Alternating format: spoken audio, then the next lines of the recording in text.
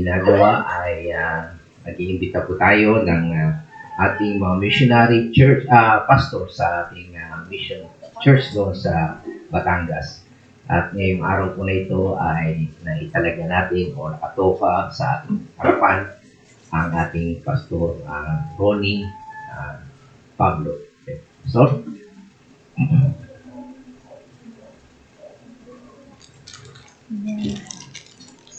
naka-on ka.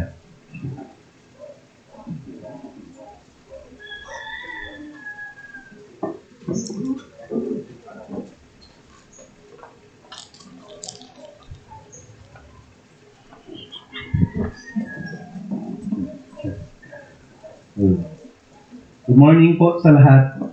Good morning po. Good morning. Good morning. Purihin ng Diyos dahil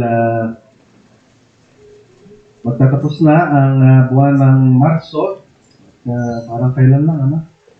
Sa biyaya niya ay kanina narinig ko na parating na buwan ay selebrasyon ng founding ng church dito po sa Bacoor. Kaya purihin ng Diyos in advance ay binabati ko na ang bawat isa sa atin. Ano? So, maybe next last Sunday ay si Pastor JL ang mga kapiling ko ninyo. Salamat sa Panginoon dahil sa kanya pong pag-iingat sa akin kahapon. Bagamat mayroong aberya na nangyari, pero sa biyaya pa rin ng Diyos ay nakarating ako rito. Past 10 p.m. na ako nakarating, ano? At pagkahiga ko sa higaan ay dire-diretso na. At hindi ko na namalayan yung tawag ng aking asawa sa messenger sa kadahilan ng dahil po sigurado sa pagod na aking pong dinanas kahapon. At pinararating ng aking pamilya, una sa lahat, yung kanilang pangumusta. Hindi ko na isama yung aking nag-iisang anak dahil mas prioridad niya ang mag-review dahil magpa-final exam na sila. At ganun din, pinararating ng mga kapatiran sa Matamis, FCC Matamis, ang kanila pong pangungumusta. At ganun din sa mga outreaches po natin, kagaya ng Tilaga, at ganun din ang Tulos. Ano? So, sa mga first-timer na nakadalo sa gawain dito po sa Bacoor, ay welcome po kayo sa gawain na ito. At nawa ay hindi lang ito yung una at huli na pagdalo po ninyo, kundi lagi hong magkakasama tayo. Bagamat wala po madalas araw ng linggo, pero yun yung aking panalangin. At syempre po, baka magtampo yung mga matatagal na mga kapatiran. So, welcome po ang bawat isa. So,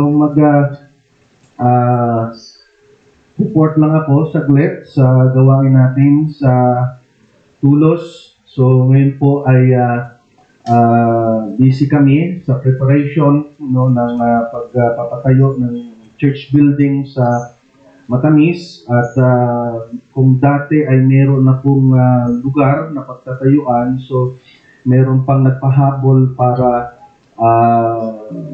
patignan yung kanyang property para baka pwede ito magpatayo ng simbahan. Nakakamangha lang ang Diyos dahil hindi naman ito member, hindi naman ito sumisimba, pero nung nabalitaan niya na naghanap tayo ng lupa ay inaalok niya yung kanyang lupa. So 2 times ako pumunta, hindi lang kami nagpangita, no? Pero yung kanyang asawa ay tinuro niya sa akin yung area ay mas maganda kaysa doon sa pinuntahan namin na Pastor Owe. So maybe tomorrow or sa Martes, pupunta namin ni Pastor Ray para ma-finalize po yun. At tabing-tabi lang po ng kalsada, sementado pa. Hindi kagaya doon sa pinuntahan namin ni Pastor Owe na magkakaproblema pagka dumating na yung rainy season. No? So kinakailangan pang i-develop yung kalsada para maging maayos yung pagdalo po doon. So please include that in your prayer. Ganoon din, nagkaroon na po ng pagpapago din when it comes sa flow ng pananambahan in a reform way or in a biblical way ng pananambahan po sa ating pong gawain doon po sa Tulos, sa Tilaga, sa matamis ay dinedevelop ko pa. Siguro ay pagdating po ng pag nakatayo na yung simbahan, then saka ko po i-adapt. So, ang flow po ng pananambahan, Tulos at Ilaga ay ganito. So, welcome and opening prayer, then susundan ang scripture reading. Isa sa mga natutunan ko sa conference sa Cubao is that reading the Bible is part of our worship. So sa atin pong maybe lahat tayo ay kinalakhan ay RC or Roman Catholic, meron silang scripture reading. So nung binanggit yung doon sa conference, then pinag-usapan namin tatlo, na Pastor Ray at Pastor JL. So yan ay isinama namin at least half or one isang kabanata, one chapter, isang chapter sa scripture reading. So welcome remarks, scripture reading, then hymn number 1, then susundan ito ng Sunday school, at least half to 45 minutes, okay? And then hymn number 2, and then saka susundan ito ng preaching, and then hymn number 3, and then offertory and announcement. So kina Pastor JL sa Tilaga, kasi nagkaroon na kami ng designation, ako sa Matamis, si Pastor JL sa Tilaga at si Pastor Ray sa Tulos. Nakakatuwa lang kasi sabi ni Pastor Ray, siya ay retire. So nung malaman niya yung aking naging plano at pinagkasunduan at sinangayunan naman, so sabi niya yung imbis na retired na magpapahinga na siya, ay nagkaroon ng slash sa ref tapos tire. Palit lang siya gulong. Okay. So siya po sa Tulos. Okay. So, and then, after ng offertory announcement, and then hymn, sa Tilaga may hymn, pero sa Tulos wala.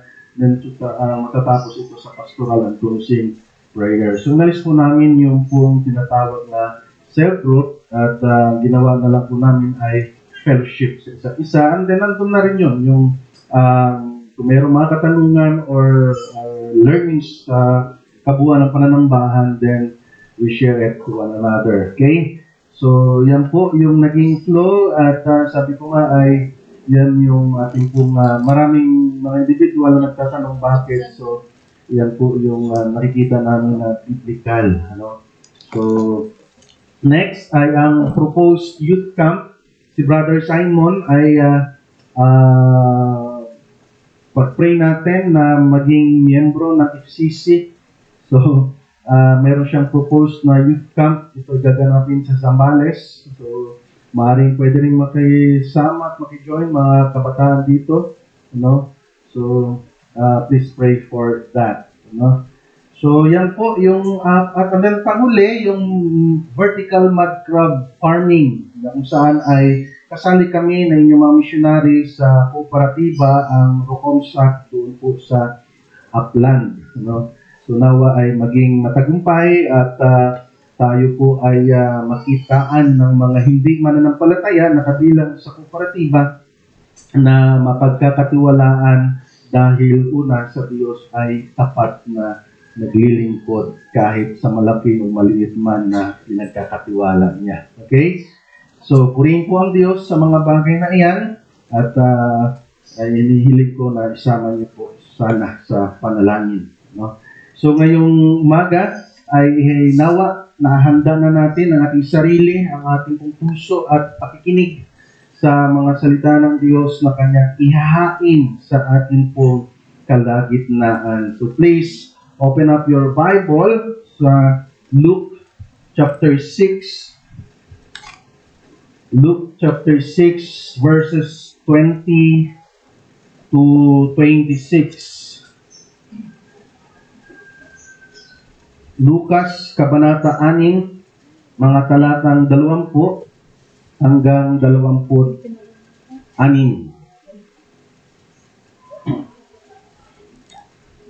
Kung nandiyan na kayo, ay samahan niyo po ako sa pagbabasa. Ang aking pong versyon ay ang salita ng Diyos or ASND. Ang mapalad at ang nakakaawa. Tiningnan ni Jesus ang mga tagasunod niya at sinabi sa kanila, "Mapalad kayong mga mahihirap dahil kabilang kayo sa kaharian ng Diyos. Mapalad kayong mga nagugutom ngayon dahil bubusugin kayo. Mapalad kayong mga umiiyak ngayon dahil tatawa kayo. Mapalad kayo kung dahil sa pagsunod ninyo sa akin na anak ng tao ay kamuhian kayo, itakwil, insultuhin, at siraan ang inyong pangalan. Ganon din ang ginawa ng kanilang mga ninuno sa mga propeta noon. Kaya kung gawin ito sa inyo, magalak kayo at lumukso sa tuwa dahil malaki ang gantimpala ninyo sa langit. Ngunit nakakaawa kayong mga mayayaman dahil tinanggap na ninyo ang inyong kaligayahan. Nakakaawa kayong mga busog ngayon dahil magugutom kayo. Nakakaawa kayong mga tumatawa ngayon dahil magdadalamhati kayo at iiyak. Nakakaawa kayo kung pinupuri kayo ng lahat ng tao dahil ganoon din ang ginawa ng kanilang mga ninuno sa mga huwad na propeta. Purihin ng Diyos sa kanyang mga salita. Saglit tayong manalangin. Banal at makapangyarihan namin Diyos, aming Ama na hindi nagkukulang sa inyo pong biyaya at habag sa mga taong kinahabagan ninyo. Kami ay nagpupuri at nagpapasalamat sapagkat minsan pa sa araw nito, kami po'y biniyayaan ninyo ng malakas na pangangatawan at malinaw na pag-iisip na merong pandinig upang tumamasa ng mga biyaya mula sa iyong mga salita. Dalangin namin na sa tulong ng iyong Santong Espiritu, kami ay magkaroon ng tengang tunay na nakikinig at matang totoong nakakakita ng mga hiwaga at aral sa mga talatang amin pong pag-aaralan. At dalangin namin, O Diyos, na nawa ito'y magsilbing pundasyon, karagdagang tibay sa aming pananampalataya at ganun din pagtutuwid sapagkat nakikita ninyo sa bawat segundo ang aming pong uri ng pamumuhay. At nais ninyo na kami maakay sa pamumuhay na may totoong pagpapasakop at pagsunod sa inyo. Nawa ang lahat na ito ipagkaloob sa amin sa pangalan ng iyong bugtong anak na si Jesus. Amen. Amen. Ang tema natin para po sa mga talatang binasa natin ay hindi gustong biyaya. Hindi gustong biyaya. Sa English po ay unwanted blessings. Unwanted blessings. Kamakailan ay meron pong nakakilabot na pangyayari sa ilang mga kapatiran natin doon sa Democratic Republic of Congo sapagkat 70 Christians ang pinugutan ng ulo ng mga Allied Democratic Forces ng Islamic States, no? Kumbaga ay ng mga Muslim. So 70 na mga Kristiyano ang mapalalaki, babae at lalaki na pinugutan ng ulo. February 18 this year, ilan sa mga pamilya nitong mga pinugutan ng ulo ay hindi pa nila nailibing noon ang kanilang mga mahal sa buhay sapagkat dahil sa banta po ng kanilang seguridad, sapagkat lagana pa rin at naghahanap pa rin ang mga miyembro nitong Islamic, no, ng mga Muslim. Marami sa mga Kristiyano sa lugar na iyon ang tumakas para sa seguridad ng kanilang buhay. Then, merong isang elder ng church na nagsabi, sa English po, I quote, "We don't know what to do or how to pray. We have enough of massacres. May God's will alone be done." So kahit na hindi nila maintindihan kung anong kanilang gagawin, hindi nila alam paano kami mananalangin kasi bakit? Ang daming pinatay, no? Sa isang church lang na iyon. Pero alam nyo, yung highlight ng kanya pong sinabi, may God's will be done. Mangyari nawa ang kalooban ng Diyos. Gusto lang sinasabi niya, this is the will of God. Ang makaranas kami ng nakakakilabot na persecution, ng mga kapatiran namin ay mapugutan ng ulo dahil mas pinili ang pananampalataya kay Kristo kaysa sa itakwil ang siyang namatay sa cross. Nilibing at sa ikatlong araw ay muling nabuhay. And same thing sa atin pong talatang pag-aaralan. Ang mga talatang ito ang siyang pagsusuri ng realidad ng ating pagiging Kristiyano. Mapalad tayo dito sa Pilipinas sapagkat hindi tayo nakakaranas ng mahigpit na pag-uusig. Naalala ko, ang AMG ay may isang part ng kanila pong reporting ay ang tanong na ilan ang nape-persecute sa church. So wala akong maisagot, kasi wala naman talagang nangyayaring persecution. Kaya mapalad tayo rito sa Pilipinas, but sa ibang lugar, kagaya ng Congo, at iba pang mga lugar ay nakakaranas sila ng persecution, at hindi lang basta persecution, kundi life and death na uri ng persecution. At kagaya ng sinasabi ni Santiago sa kanyang sulat, na nahahayag ang kalagayan ng pananampalataya ng isang professing Christian kapag dumating na ang iba't ibang uri ng pagsubok. Okay? Ang pagsubok ang siyang maghahayag ng kalagayan ng iyong pananampalataya. Kung ikaw ay may pananampalataya, then ang pagsubok ang siyang magpapatibay. Parang apoy na mas nagpapatingkad sa isang ginto na kakakuha lang sa putikan. Pero kung huwad, hindi totoo ang pananampalataya, ito ay tatalikod sa Diyos. So, that's the point. So, yan din po yung nilalaman ng ating pong binasang talata. Marami sa mga tao ang nagsasabing gusto nila na sila'y pagpalain ng Diyos. Subalit, gaano karaming tao ang totoong gustong mamuhay na si Kristo ang sentro ng buhay, na siyang may pangako ang Diyos na pagpapalain. Marami gusto ng pagpapala, pero ang pangako ng Diyos sa pagpapala ay kapag ikaw ay namuhay ng may pagpapasakop at pagsunod kay Kristo. Gaano karami ang may ganyang pagnanais o pagnanasa na mamuhay na sumusunod kay Kristo anuman ang maging kahinatnan. Pero tapat ang Diyos. No?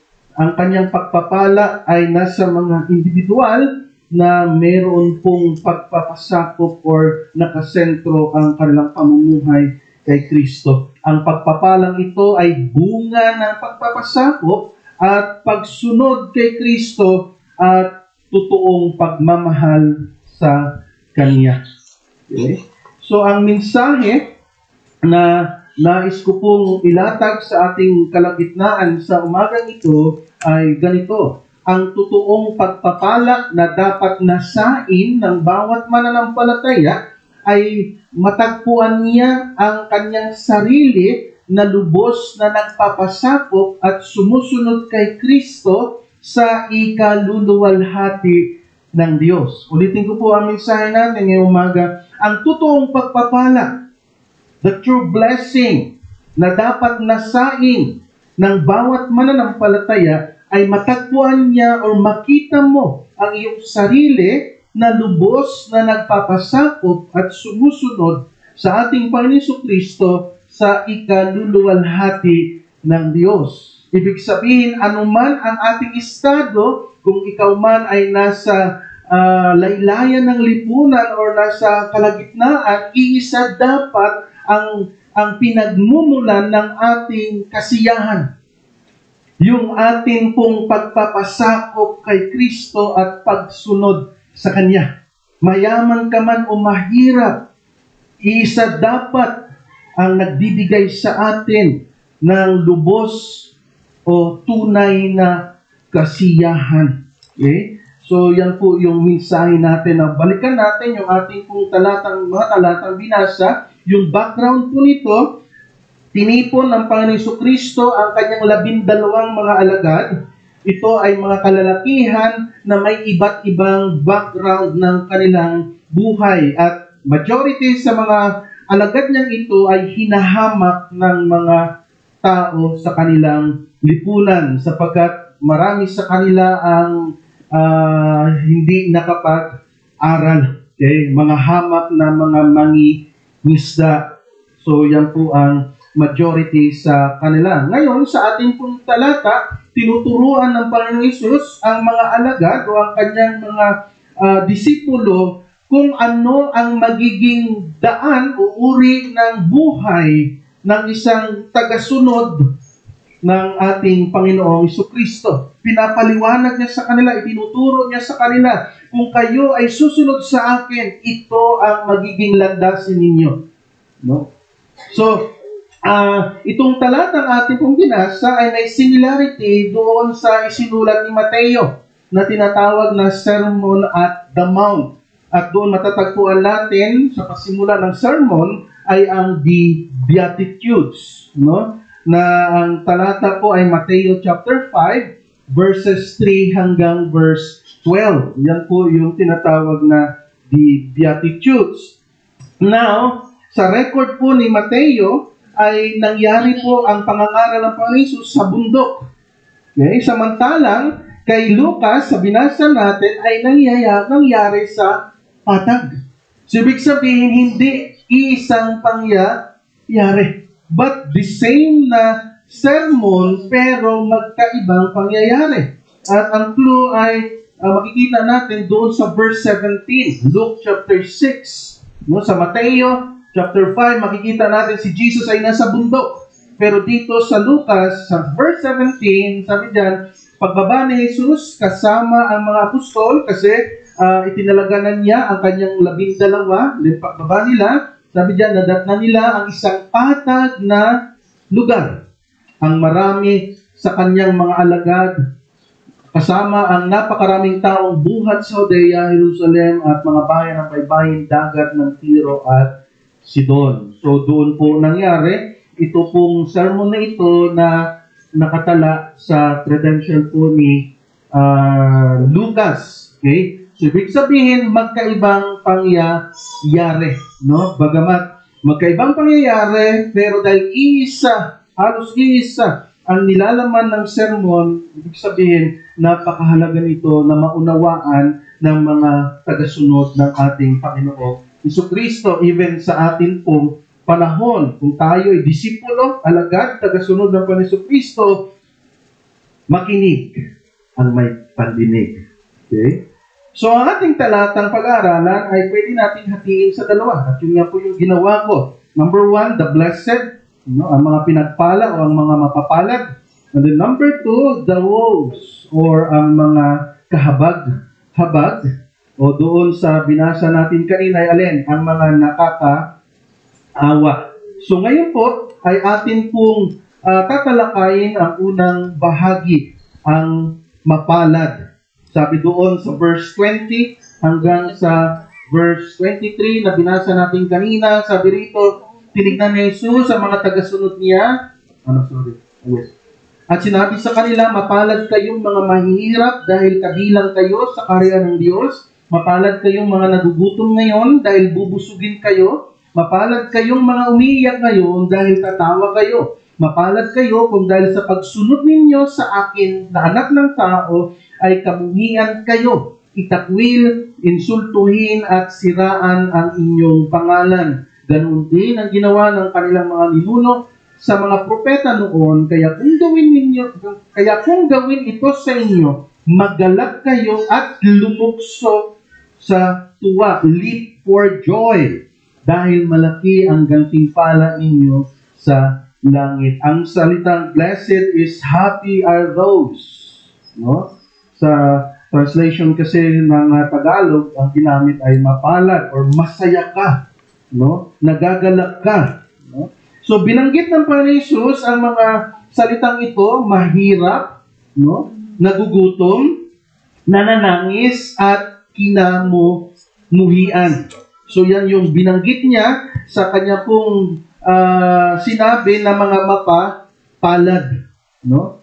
Na mga mapapalad. So, lalo na doon sa mga persecuted, sa mga inuusig. No? Ito yung mga literal na salita. Kasi during that time, ang Israel po ay nasa ilalim ng kapangyarihan, pananakop ng Roman Empire. At marami sa kanila, no, na mga Israelita ang dumaranas ng ganoong paghihirap, gutom, okay, pagtangis, no, kahirapan, kinamuhian. At yun yung ginamit ng Panginoon Jesus na mga terms when it comes sa mga sumusunod sa Kanya.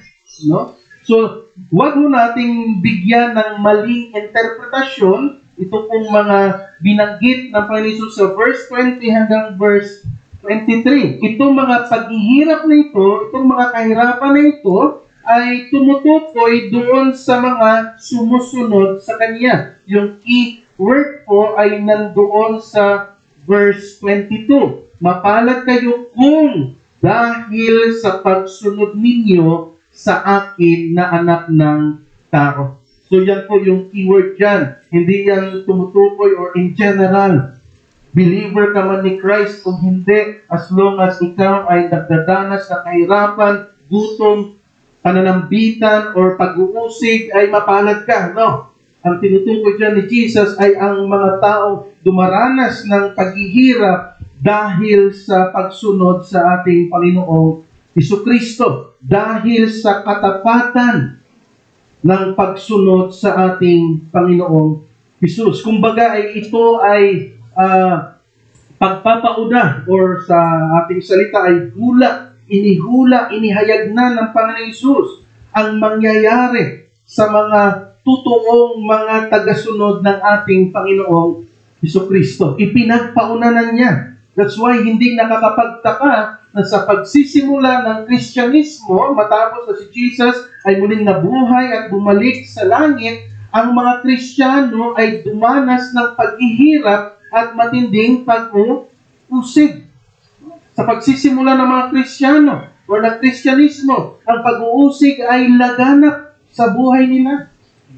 Kagaya ng sulat o nung panahon na sumulat si Pedro sa unang pagkakataon. Diba? Natalakay sa inyo ni Pastor Owe ano yung nangyayari nung sumulat si Pedro. At ang mga Kristiyanong sinulatan ni Pedro ay nangalat sa iba't ibang probinsya. Dahil saan? Mahigpit at madugong pag-uusig dahil po kay Emperor Nero at sa mga paganong mamamayan ng Roma dahil kanila pong pinagbintangan ang mga mananampalataya noon na sila ang sumunog sa syudad sa Roma. Kaya kagaya ng nangyari sa Republic of Congo dahil sa mahigpit na persecution, kaya sila tumakas.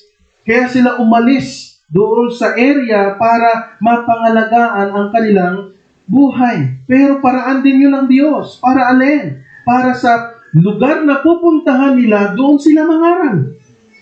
Kasi niyo po, hindi naubusan ng paraan ng Diyos. At kung tayo po ay, yes, may mga panahon na tayo po ay tinatamad, walang panahon na mag-share ng salita ng Diyos. That's why pinahintulutan niya ang mga iba't ibang pagsubok sa ating buhay dahil yun yung time na nakakapag-share tayo ng Ebanghelyo ni Kristo. Ang tanong, hintayin pa po ba natin na magkaroon tayo ng krisis bago pa tayo mag-share ng Ebanghelyo ni Kristo na siyang paraan para magligtas ng mga taong on the way sa kapahamakan? Okay. So, yan po yung tinutukoy ng Panginoong Hesus na afflictions, na mga paghihirap ng mga mananampalatayang tapat na sumusunod sa Panginoon. Kaya sila dumaranas o kaya sila dadanas ng mahigpit na paghihirap dahil sila ay hayag at tapat sa pangangaral at pagsasabuhay ng salita ng ating Panginoon Kristo. Handa nilang i-give up ang lahat. Masunod lamang nila ang Panginoon na nag-alay ng kanyang buhay. Na hindi nagdalawang isip na yakapin yung pinakamataas na uri ng paghihirap doon sa cross sa Kalbaryo. That night, sa Harden ng Gethsemane, ramdam na ni Jesus yung bigat ng kalooban. Hindi pa man siya binibigay sa mga kaaway. Hindi pa man siya hinalikan sa pisngi ni Judas. Pero that night, sa Harden ng Gethsemane, ramdam na niya ang Panginoong Jesucristo. That's why sabi ng Panginoon Jesus, and I quote again and again, kung po pwede, huwag ko nang ituloy ang paghihirap na itinagda mo para sa akin, ngunit huwag ang aking kalooban, kundi ang iyong kalooban ang siyang mangyari. Okay? At ganun din sa mga mananampalataya. Hindi nila alintana ang hirap basta't mayaman sila kay Kristo. Hindi nila alintana ang mga kakulangan sa kanilang pang-araw-araw na pangangailangan basta't matiyak nila na sila ay kabilang sa pamilya ng Diyos. Handa nilang tiisin ng gutom basta't natitiyak nila sa kanilang sarili na sila'y naglilingkod kay Kristo. At handa nilang namnamin ang pighati, ang pagtangis dahil maraming mga kaibigan ang humahamak sa kanila. Matiyak lamang nila na sila'y sumusunod sa kanilang Panginoon na nag-alay ng kanilang buhay. At higit sa lahat, handa nilang tiisin ang pag-uusig, ang puot, ang pagtakwil, ang panlalait at masasamang paratang or kasinungalingang paratang. Magkaroon lamang sila ng kagalakan na naninindigan sa ating Panginoong Jesucristo. Ito yung mukha ng tunay na Kristiyano. Okay? Ang tunay niyang kagalakan ay hindi sa mga bagay na ito, kundi sa kanyang paninindigan sa kanyang Panginoon na nag-alay ng kanyang buhay para sa kanya. Kapatid, suriin natin ang ating pong sarili. Okay? Sino ang nagbibigay sa atin ng kasiyahan? Pag dumarating ang kalungkutan, ang maraming pagsubok, ikaw pa ba ay nagagalak? Pastor, sinong magagalak kung halimbawa ikaw ay nawala ng mahal sa buhay?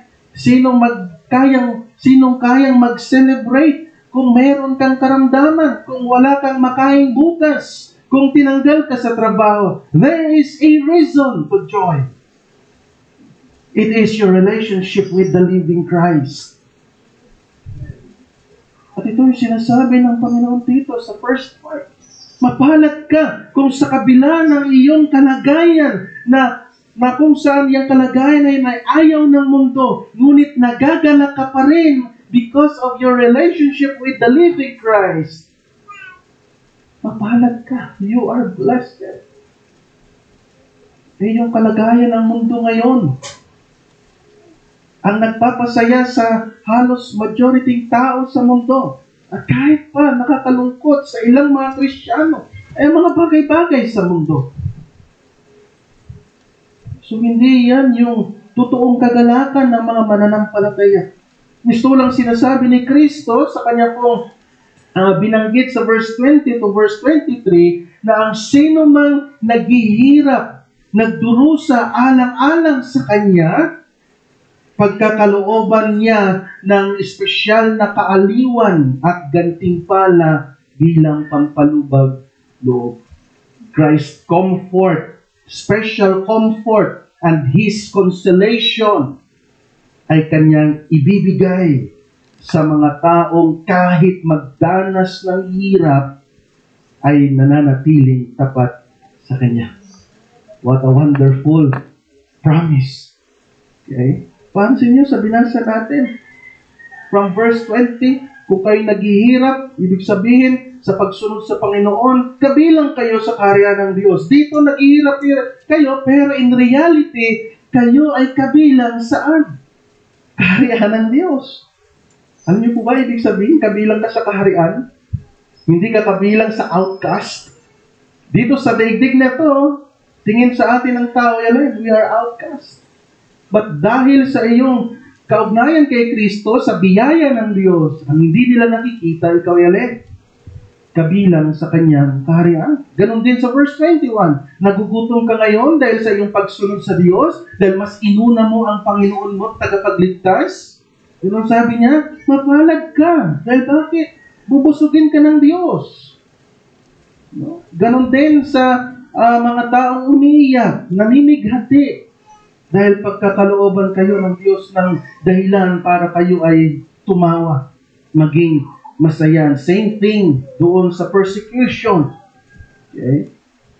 So mga kapatid, yan yung mistulang nais sabihin ng Panginoon. Ngunit nakakalungkot makita na may mga Kristiyano na handa nilang talikuran si Kristo, na handa nilang suwayin ang Panginoon, wag lang magutom.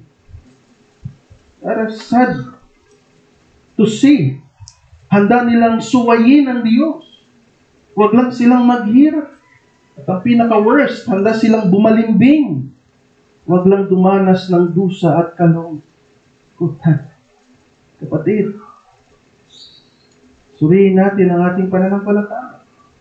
Anong sabi ng Panginoon Jesus sa Luke 14:26-27? Luke 14:26-27. Ang sino mang nais sumunod sa akin, pero mas mahalaga sa kanya ang kanyang ama at ina, asawa at mga anak, mga kapatid, at maging ang kanyang sarili ay hindi maaring maging tagasunod ko. Ang sino mang ayaw sumunod sa akin dahil natatakot siyang mamatay para sa akin ay hindi, again, napaka-tinding salita, hindi maaring maging taga-sunod ko.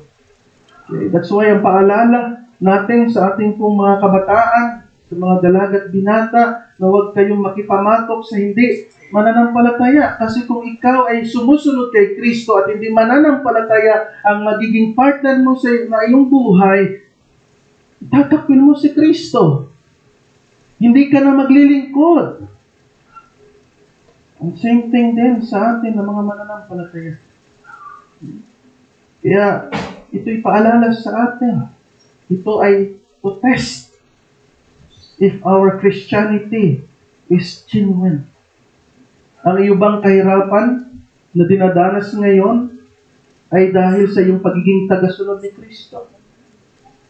Ang iyong bang paghihikahos ay dahil inuuna mo ang kaharian ng Diyos?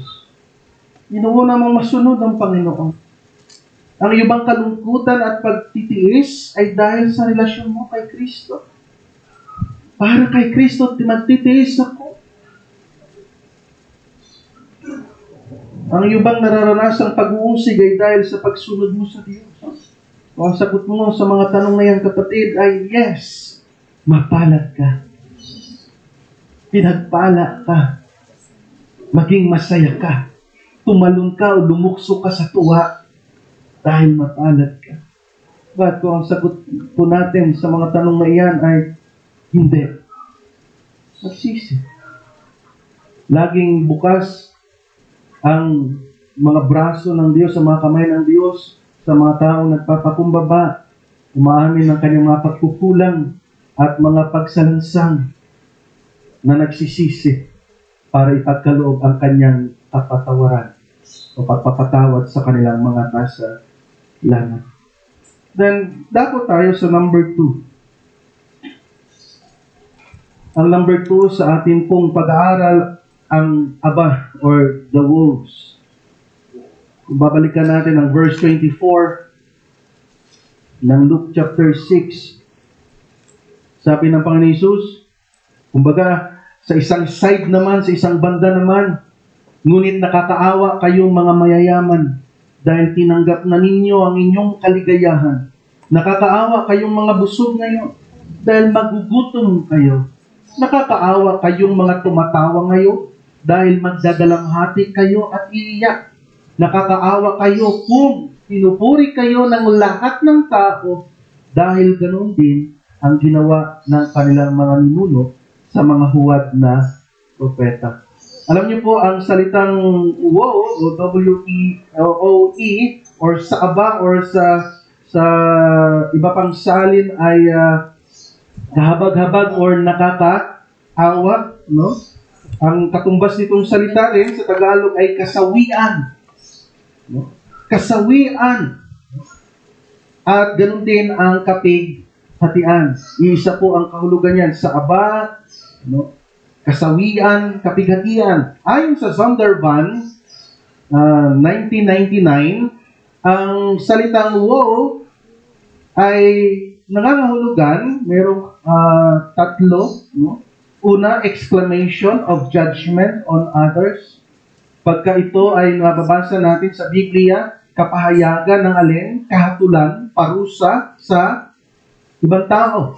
Ganun din, pangalawang meaning ay sa Sunder 1, exclamation of misfortune on oneself. That's why mababasa natin ito sa sulat ni Pablo, sa aba ko, kung hindi ko ipangangaral ang ebanghelyo ni Kristo. Ibig sabihin ni Pablo na dumating nawa ang kasawian sa buhay ko kung hindi ako nangangaral ng ebanghelyo ni Kristo.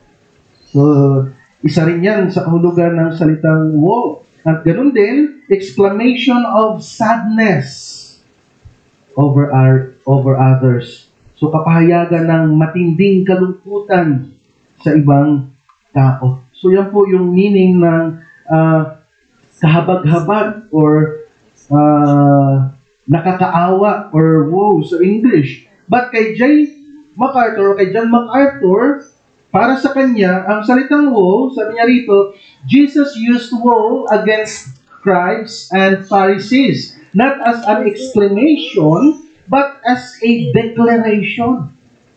Ginamit ng Panginoon Hesus ang salitang sa aba ninyo, sa kapighatian, dumating ang kapighatian sa inyo or kasawian, hindi dahil sa kapahayagan, kundi kanyang dinideklara na mangyari iyon sa kanila. A divine pronouncement of judgment from God. Isang banal at makatarungang hatol mula sa Diyos. Sabi pa ni MacArthur, it was not His desire that they be condemned. Hindi hangad ng Diyos na sila ay kondinahin. At sabi niya, but rather they repent and come to salvation. Hindi hangad ng Diyos na sila ay kondinahin. Sa halip, sila ay magsisi at mga ligtas. Ngunit, sabi pa ni MacArthur, Jesus knew if they did not repent and believe, they were doomed to hell. Kung hindi sila magsisisi at mananampalataya, sila'y tiyak na mapapahamak sa impyerno sa ilalim ng makatarungan at matuwid na puot ng Diyos. And sabi pa ni MacArthur, when God utters woe against unrepenting sinners, He sets divine judgment in motion or ongoing judgment. Katulad ng Romans chapter 1, verse 18 something. Okay? So, ngayon pa lang, kumbaga, ay nararanasan na ng mga taong ayaw magsipagsisi at manumbalik sa Diyos or magbalik loob sa Diyos ang alin? Ang kahatulan ng Diyos. Ngayon pa lamang ay nararanasan na ng tao. Now, sa ating talata, gusto ko lang klaruhin, again, kagaya ng first part kanina, wag nating bigyan ng maling interpretasyon. Hindi sinasabi ng Panginoon Hesus na ang pagiging mayaman or may pera o may kakayahan, ang hindi nakakaranas ng gutom or nagbusog or tumatawa, at tumatanggap ng papuri ay masama. Hindi yan ang sinasabi ng Panginoon Hesus sa atin pong binasang talata. Excuse. Anong sinasabi ng Panginoon sa mga talatang atin pong binasa? So sinasabi ng Panginoon na alin? Na ang sino man na napapanatag or ang kanyang kaligayahan ay sa mga bagay na iyan, kaawa-awa sila. Kumbaga, yun yung kanyang kasiyahan at hindi ang pagpapasakop sa Diyos. Ang kapanatagan niya ng kanyang pang-araw-araw na pamumuhay ay hindi sa salita ng Diyos, sa pagtitiwala sa Diyos, kundi yung mga bagay na binanggit ng ating Panginoong Jesucristo. Okay? Hindi sa pagsunod, hindi sa paglilingkod. Kaya meron pong nararapat na pag-ani ng nararapat sa mga individual na ang kanilang kasiyahan ay nasa mga bagay sa mundong ito at hindi sa pagpapasakop, pagsunod at paglilingkod sa ating Panginoong Jesucristo. Okay? Sa ating pong monitor, ang sinasabi ni Jesus ay kung ikaw ay nasisiyahan o panatag sa mga bagay na ito, ano yung mga bagay na iyon? ang may kaya sa buhay, ang mabusog, ang tumatawa, pinupuri ka ng lahat. Kung yun yung kasiyahan mo, imbis na sumunod, maglingkod kay Kristo at magpasakop, may aanihin kang nararapat. At klaro, ang ating Panginoon Jesucristo sa ating pong binasang mga talata. No? Kung babalikan natin, nakakaawa kayong mayayaman dahil tinanggap na ninyo ang inyong kaligayahan. Sinasabi ng Panginoon Jesus na nakakaawa kayong mayaman kung yan ang inyong kasiyahan at hindi ang paglilingkod sa Diyos. Natanggap nyo na inyong kaligayahan. Ganon din sa verse 25, na nakakaawa kayong mga busog kung ang kabusugan ninyo ay yan yung inyong kasiyahan. Panatag na kayo kung kayo'y busog. Dahil aanihin ninyo ang nararapat, magigutom kayo. And same thing, nakakaawa kayo mga tumatawa ngayon, masaya kayo ngayon, at yan na yung inyong kapayapaan, kapanatagan, at hindi ang pagkakaroon ng pagpasakop kay Kristo. Tiyak, aanihin ninyo ang alin? Pagdadalamhati at pag-iyak. Okay? So, yan po yung nais ipunto ng ating Panginoon Jesus sa kanyang mga binanggit. Na ang tanong, sino itong mga tao ito na sinasabihan ng Panginoon Jesus na woe unto you? Kahabag-habag kayo. Kasawian ay darating sa inyo. Kapighatian ang darating sa inyo. Sino itong mga tao ito? Una, those who refuse to seek treasure in heaven. Ito yung mga taong hindi hinahanap ang kayamanan ng langit. Hindi hinahanap ang pagsunod sa Diyos, kung paano siya magkakaroon ng buhay na pinahalagan si Kristo, ng buhay na may pagsunod sa Diyos. Ang kanyang hinahanap ay alin at iniibig ay ang mga bagay sa mundong ito. Higit niyang mahal ang mga bagay sa mundong ito at hindi nila i-give up ang anumang meron sila para sa Panginoong Jesucristo. Sino pa ang tinutukoy ng Panginoon Jesus? Those who prefer the joys and happiness of this world. Okay? Mas gusto nila ang kasiyahan, ang dulot na kagalakan ng mga bagay sa mundo, kaysa ang magalak at mapanatag sila sa pagsunod sa Panginoon at sa mga kapatid sa pananampalataya. Masaya po ba kayo na nakita ninyo yung mga kapatid sa pananampalataya? Amen.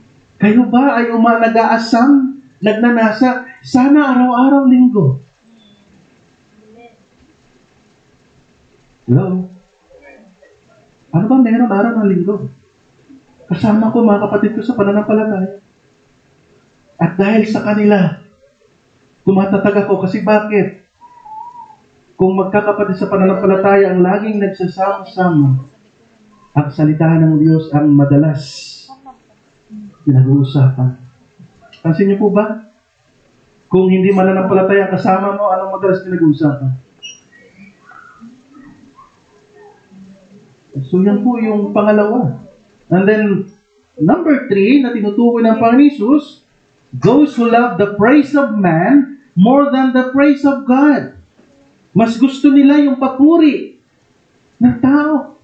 That's why mananahimik na lang sila patungkol sa salita ng Diyos dahil baka sila'y alin, insultuhin. Handa nilang talikuran si Kristo kaysa manindigan ng tapat sa salita ng Diyos sa harapan ng maraming tao. Ito yung mga uri ng tao na sinasabihan ng Panginoon Jesus na alin, kahabag-habag kayo. Nakakaawa kayo. Kapighatian ang darating sa inyo. Now, nung time na iyon, alam na alam ng Panginoon Jesus. Di ba? Maraming tagasunod ng Panginoon Jesus. Alam ng Panginoon Jesus na libo-libo sa kanyang mga tagasunod ay katulad nito. Itong mga sinabihan ng Panginoon Jesus na kaawa-awa kayo. Bakit? Dahil matapos nilang makita ang kanyang mga ginawang milagro, narinig nila yung sermon ng Panginoon Jesus. After nilang makinig, humanga sila sa pangangaral ng Panginoon Jesus. Pero, mas gusto pa rin nila ang alin? Ang mundo kaysa sa Kanya. And same thing sa ating panahon. Alam na alam din ng ating Panginoon sa ating panahon na mayroong libu-libong katulad din nila na nagsasabing sila'y Kristiyano. Sila yung mga nakumbinsi ng katotohanan ng salita ng Diyos at naliwanagan ng Ebanghelyo ni Kristo, ngunit ayaw bitawan ang mga bagay sa mundo para sa ikalalago sana ng kanilang pananampalataya. Okay. So nakakalungkot. Sa sarili ko pong karanasan, I don't know kay Pastor Owe, kapag kukunti ang dumadalo sa prayer meeting, nalulungkot po ako. Pag uwi sa bahay, iniiyak ko po sa Panginoon ang mga hindi dumalo. Ganon din sa Lord's Supper. Not much more sa araw ng pananambahan. Ang aking tanong sa Panginoon, Lord, bakit ganun? Hindi pa ba nila naunawaan na ang mga gawain ninyo ang siyang tunay na nakakapagpapasaya sa kanila? Okay. Minsan, tinatanong ko rin ang Panginoon, Lord, may kulang po ba sa akin? Hindi po ba ako naging ehemplo sa kanila? Okay. So mga kapatid, ating pong suriin nating sarili. Bakit? Sapagkat ito ay babala at paalaala sa atin. Kapahamakan, kahabag-habag. Kung ang mga bagay sa mundo ang siyang ating kasiyahan at hindi ang pagpapasakop at pagsunod sa Kanya. No, mga kapatid, paano mo masasabi na ikaw ay pinagpala ng Diyos? How can you tell that God is blessing you? Anong sagot ng Panginoon Hesus sa mga talatang ating binasa? Di ba? Hindi natin inaasahan yung sagot ng Panginoon Hesus. Binanggit niya sa verse 20 hanggang verse 23 yung mga di gusto ng tao. Na kung saan sila yung mapapalat. Okay? Yung alin, yung kahirapan, okay? Yung gutom, yung kapigatian at pag-uusig. Sila yung sinabi ng Panginoon Hesus na alin? Pinagpala. Okay?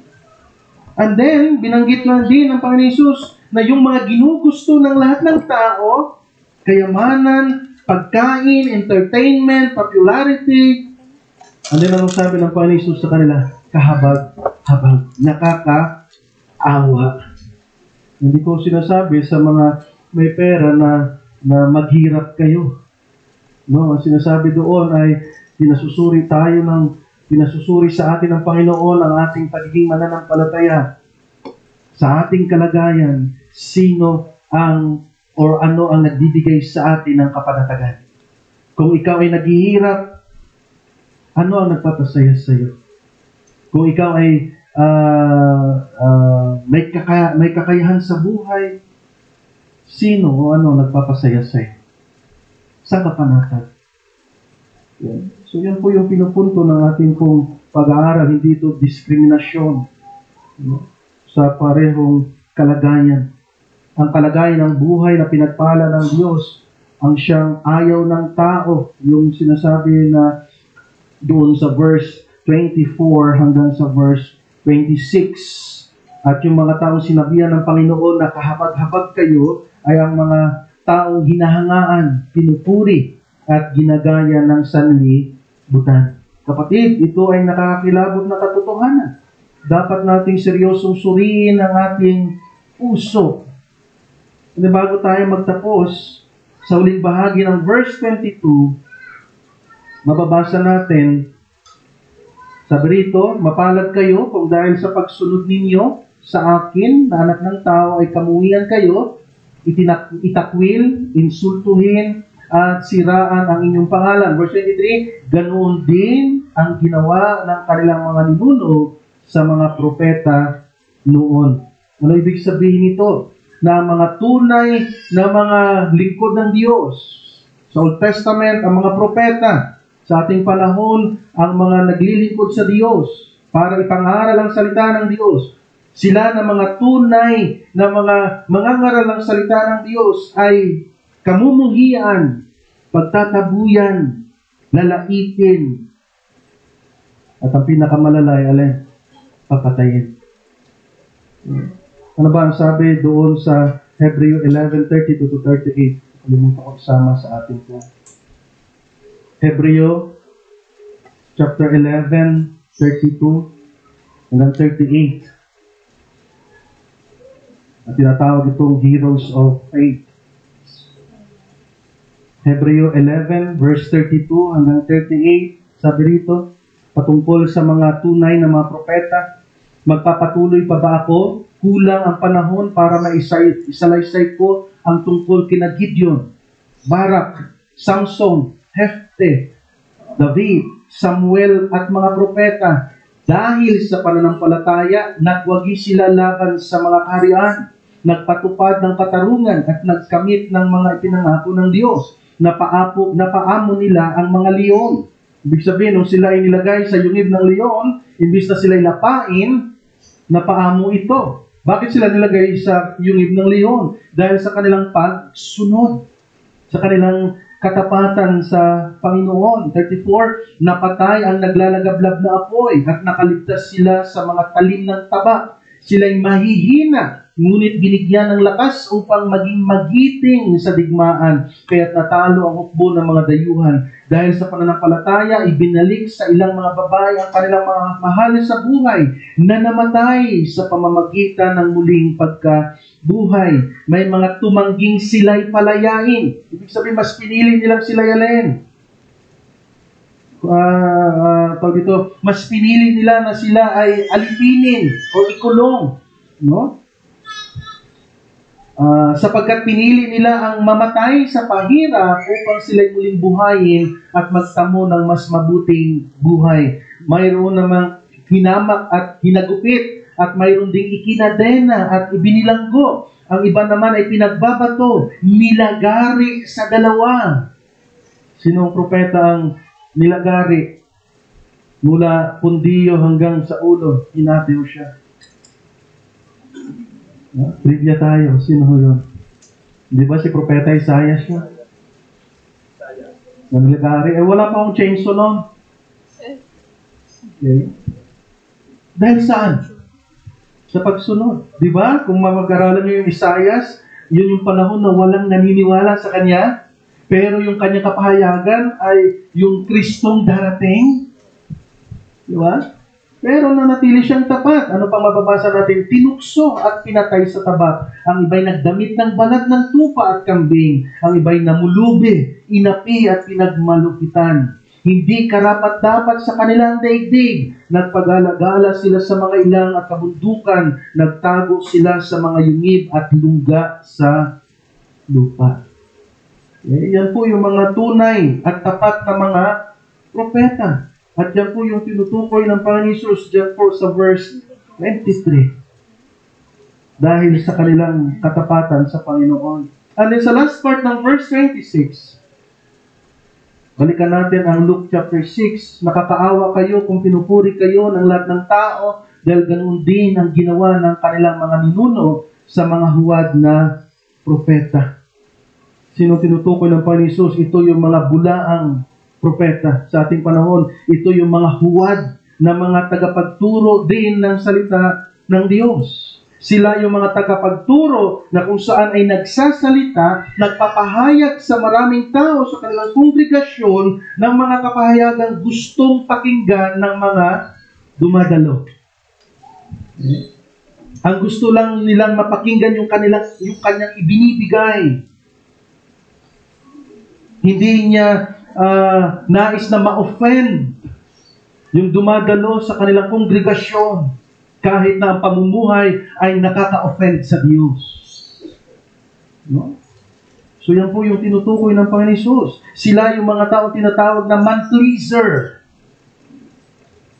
kaysa sa parangalan ang Diyos. Mga kapatid, ito ay babala at paalala sa atin patungkol sa paghahangad na tayo mapaparihan ng mundo kaysa hanapin kung ano ang pagpaparangal ng Diyos sa atin. Nakakalungkot isipin sa aking karanasan bilang pastor. Bibihira akong makakita ng mga Kristiyano na nagpo-post sa kanilang Facebook ng salita ng Diyos. Anong meron? Dahil ba ayaw nating maka-offend? Dahil ba ayaw nating mawalan ng kaibigan? Pag ipinost natin ito, sila'y ma-offend, magtatampo. Hindi ba natin naiisip na sila ay papunta sa kapahamakan at kung hindi mo gagawin na sila po ay mapabahagi na ng salita ng Diyos na nakaka-offend? Mapapahamak po sila. Kapatid, tandaan natin, ang buhay sa mundo ay buhay ng pagkakataon. At tayong mga mananampalataya ay biniyayaan ng Diyos ng pribilehiyo na maging bahagi ng paghahasik upang tumanggap tayo ng gantimpala sa Diyos sa araw na tayo ay haharap sa Kanya. Isang paalala sa atin, tayo ba ay blessed o tayo ba ay kabilang sa mga aba o nakakaawa? Kumusta ang ating pananampalataya? Kumusta ang ating pagiging mananampalataya? Are we blessed? Or are we belong to those who are called woe unto you? Sa ating pong pagtatapos, sa ating pong paghamon sa umaga pong ito, nasain at hanapin ang papuri ng Diyos kahit na humantong ito sa pag-uusig at paghihirap. Naalala ko minsan may ilang mga individual na nagdulot sa akin ng matinding kapighatian at frustration. Ang sinasabi ng aking kaisipan ay kamuhian ko sila. Ang sabi ng aking kaisipan ay huwag ko na silang kausapin pag kami nagkasalubong, hindi ko na siya bubusinahan. Pero sa isang banda na aking kaisipan, kung gagawin ko yun, sino ang mananalangin sa kanila? Sino ang magtitiyaga na bahaginan sila ng salita ng Diyos kung ang aking pagturing sa kanila dahil nasaktan nila ako ay katulad ng sa mundo? So nasahin natin at hanapin ang papuri ng Diyos kahit pangumantong ito sa pag-uusig at paghihirap. Pangalawa, ang Diyos ay tapat. Ang Diyos ay tapat sa sino mang nagpapasakop at sumusunod sa Kanya. Bagamat mahirap nating maintindihan bakit nagawang maging kagalak-galak sa mga alagad ng Panginoon Hesus noon yung persecution sa kanila. Bakit sinabi ni Pedro sa mga papako sa kanya? Kung titignan na, lalagyan natin ng senaryo, baka nagmakaawa si Pedro nung siya papako sa krus. Pwede bang baliktarin niyo na lang? Kaya ang panalangin ng maraming professing Christian, pwede bang wag ko nang danasin ito, Lord? In Jesus' name, mawala itong sakit. In Jesus' name, mawala ang bagyo. Hindi naman ito pwede yun. Okay. Nawa maging katulad tayo ni Jesus Christ. Ayaw ko nito, Lord, pero mangyari ang iyong kalooban. Kung naluluwalhati ko kayo sa pamamagitan nitong hindi ka nais-nais na pangyayari sa aking buhay dahil sa aking pagsunod, mangyari ang iyong kalooban. At panghuli, tularan si Kristo na walang ibang hangad kundi ang ikaluluwalhati ng kanyang Ama maging hanggang sa kamatayan. Mahina na sinabi ni Pablo sa Filipos, even unto death on the cross. Purihin po ang Panginoon sa kanyang mensahe at nawa tayo po ay maging matatag habang hinihintay natin ang muling pagbabalik ng ating Panginoon Kristo. Banal at dakila namin Diyos, batig niyong lubos ang kalagayan ng aming pong buhay, ng aming puso. Dahil sa inyo pong habag, kami ay tumanggap ng kapatawaran ng kaligtasan. Dahil sa inyong kagandahang loob, kami ay mayroong pananampalataya sa inyo. At lahat ng ito ay wala kaming ambag. Lahat ng ito ay galing sa inyo.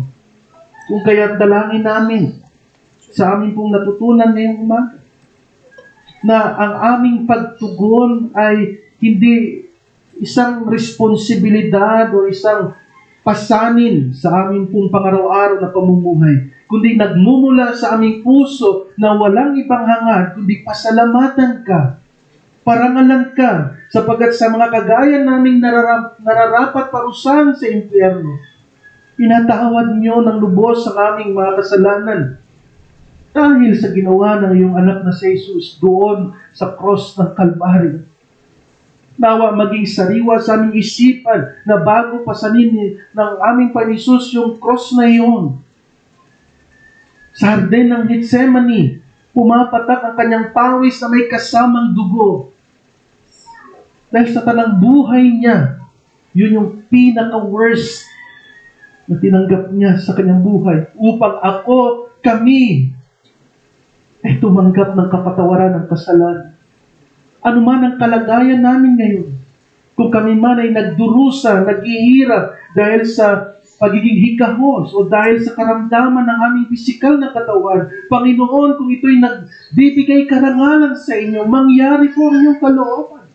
At kung kami man ay iyong pinagpala, kung kami man ay hindi nagugutom, kung kami man ay gusto ng mga tao sa aming paligid, nawa ang tunay naming kasiyahan ay hindi yon, kundi ang aming relasyon sa inyo.